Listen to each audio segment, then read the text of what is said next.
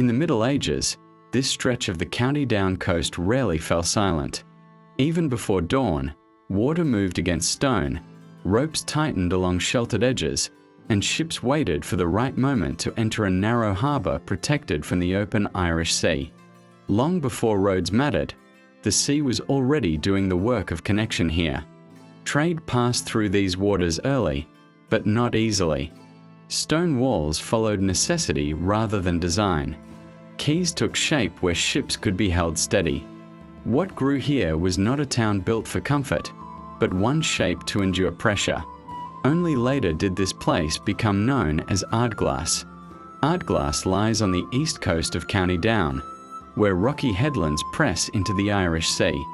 From the beginning, its identity was organised around the harbour. Life here required attention, reading the tide, waiting out storms, and knowing when to act.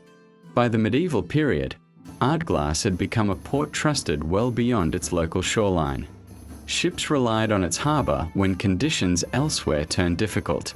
Goods moved through quietly and steadily, linking this coast with Britain and wider sea routes. Reliability, however, attracted risk. Protection became unavoidable. Tower houses rose close to the harbour, built from stone and designed for strength rather than appearance.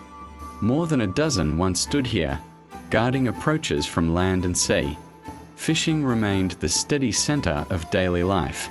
Small boats worked these waters generation after generation, leaving in low light and returning with the tide. Knowledge of reefs, currents, and sudden weather changes passed quietly within families. The harbour set the rhythm of the town. Early mornings, long pauses, and the soft, constant movement of water against stone marking time more faithfully than clocks. Walking through Ardglass today, the past feels close. Medieval harbour walls still trace the edge of the water. Narrow streets follow lines set centuries ago.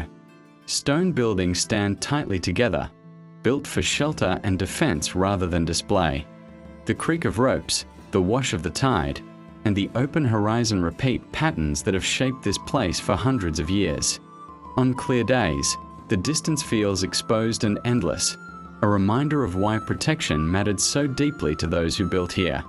Though Ardglass is quieter now, its character remains intact. Fishing continues on a smaller scale. The harbour still anchors community life, and the stone that once guarded trade and survival now carries memory instead of a town shaped by necessity, focus, and resilience. Ardglass was never meant to grow large. Its purpose was concentration rather than expansion. It existed to hold fast against the sea, to protect what passed through its harbour, and to endure conditions that demanded respect. Even now, that purpose lingers in the harbour walls, the surviving towers, and the steady presence of the sea that continues to shape the edge of the town. That, my friend, is the British way.